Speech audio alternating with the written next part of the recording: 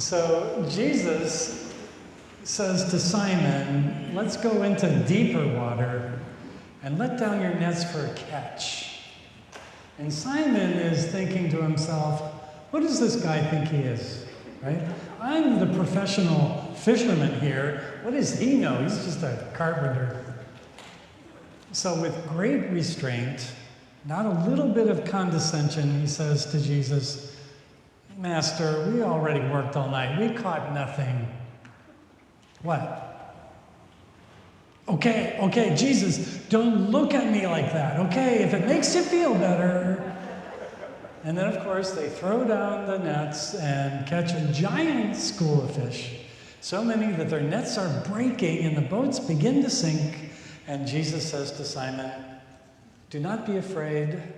Henceforth, you will be catching people.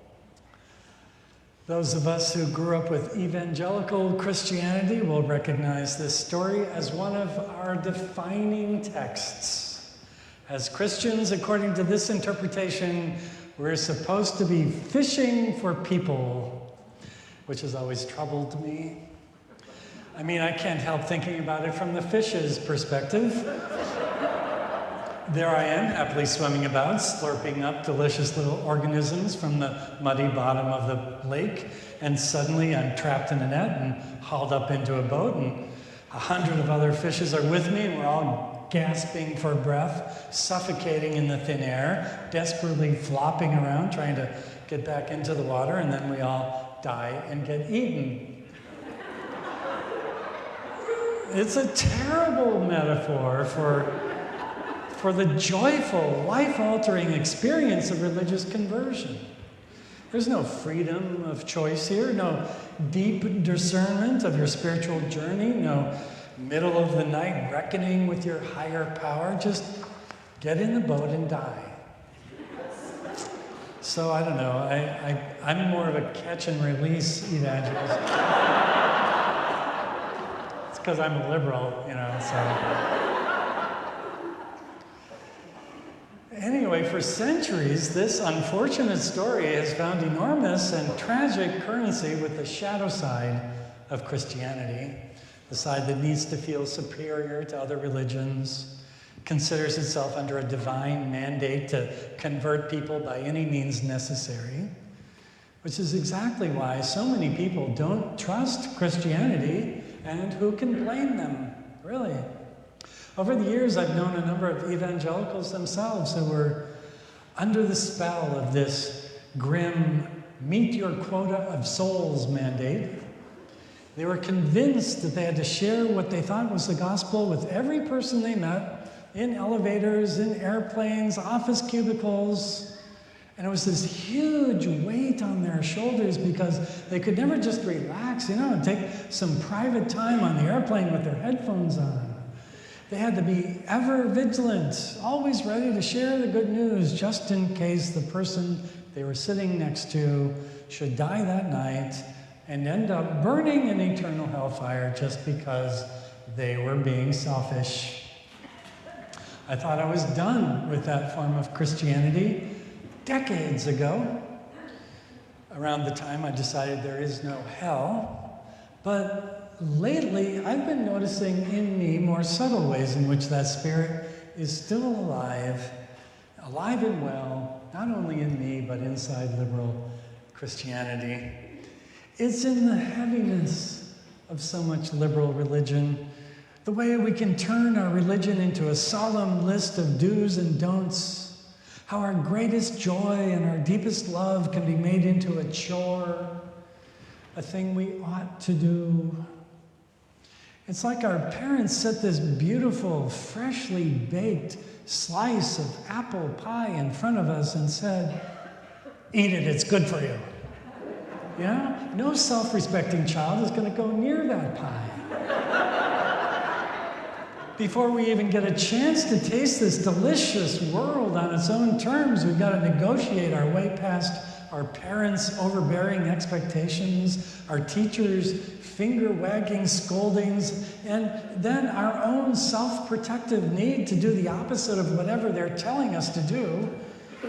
And we never get a chance to discover that delicious apple pie in its simple, marvelous deliciousness before we're sternly instructed, to stop squirming. The last thing anyone should have to endure is to be, browbeaten into the discovery of their own joy.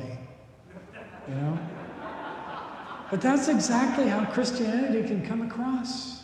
It's like all the wonderful novels in high school and college that I had to kind of choke down, like a ritual force feeding, never allowed to savor the text, ever mindful of what might be on the exam, never experiencing the sheer pleasure of reading great books for their own sakes on their own terms. It shrivels me, not to get off on a rant here, but it shrivels me when I think about all the browbeating and finger wagging so many of our children are subjected to on an average school day these days. How often kids are told they have to work hard, as if success comes only to those who can keep their nose to the grindstone the longest. Rarely do I see parents and teachers who show their kids what it's like to fall in love with their lives, to find that thing that you love and follow it wherever it leads. Instead, it's a daily diet of grim, hypervigilant supervision with little time for real play. And real play is not a temporary respite from soul-crushing schoolwork, but rather, of course, a deeply playful engagement with life. Fortunately for us here at Trinity Cathedral, we teach our children according to the Montessori-based godly play approach, which is all about cultivating a child's natural wonder and awe. And we develop our worship and adult education classes with a singular focus on what we're wondering about and what brings us joy. Fun fact, did you know that neuroscientists have discovered a biological link between a person's capacity for wonder and awe and their resiliency under stress? Isn't that interesting? It's true, they've done these brain scans using functional MRI machines, and they found that people who have a strong aesthetic response to things like symphonies, or sitting under the stars at night, people who frequently experience goosebumps in art galleries and concert halls, which, by the way, is technically called aesthetic chill responses. I'm not making that up. Those persons are more likely to experience the slings and arrows of our lives as positive learning experiences rather than as negative flight or fight situations. Or as they so elegantly put it in the study I read yesterday, they have higher connectivity with their salience networks. I love that. Higher connectivity with their salience networks. That's what I want to be. All of which is to say that Trinity's enormous emphasis on aesthetic experience, our enormous investment in music and the arts, is actually teaching our brains to be more resilient to life's stressors. Which makes perfect sense to me as I look out over this congregation and I think about how we have weathered the crises of the last 2 years. And we've done well. For the past few weeks, our friend Fumi Tosu has been teaching a lovely series on Ignatian spirituality at our 9 o'clock Sunday forum. And last week he shared this poem by a Jesuit priest named Joseph Whalen. Fall in Love, it's called. Nothing is more practical than finding God, than falling in love in a quite absolute final way. Falling in love in a quite absolute final way. What you are in love with, what seizes your imagination, will affect everything. It will decide what will get you out of bed in the morning, what you do with your evenings, how you spend your weekends, what you read, whom you know, what breaks your heart, and what amazes you with joy and gratitude. Fall in love. Stay in love. And it will decide everything. Fall in love. It will decide everything. What if Father Whalen is right? What if the only question that our religion needs to be asking us is this: what and who are you falling in love with? Will we spend our lives scolding ourselves into obedience to a celestial rule book? Or will we be allowing ourselves the earth-shaking, life-affirming joy that comes to those who are finding their greatest and highest love?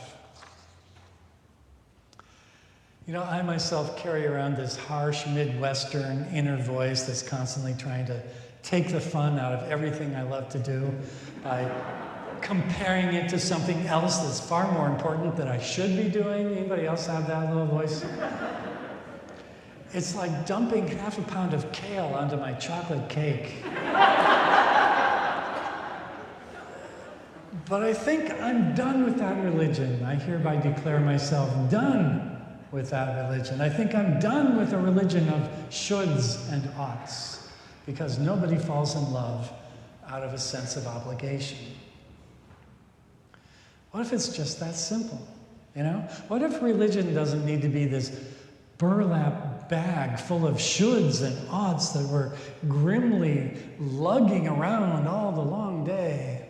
What if it's entirely about God setting us down in this exquisite playground called Earth and saying, go, play, find your joy?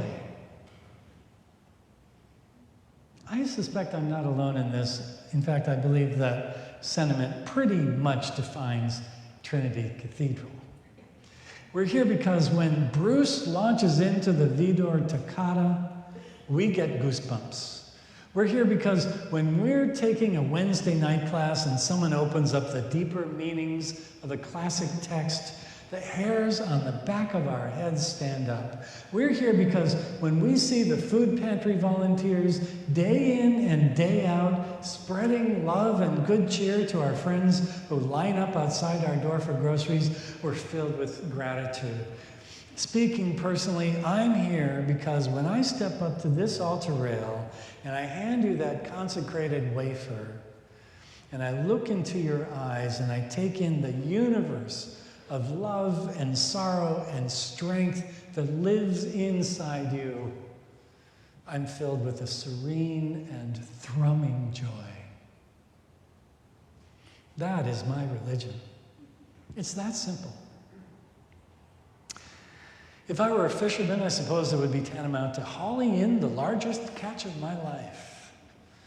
I imagine how those early disciples reacted when they made that catch, how it set them whooping and hollering with joy.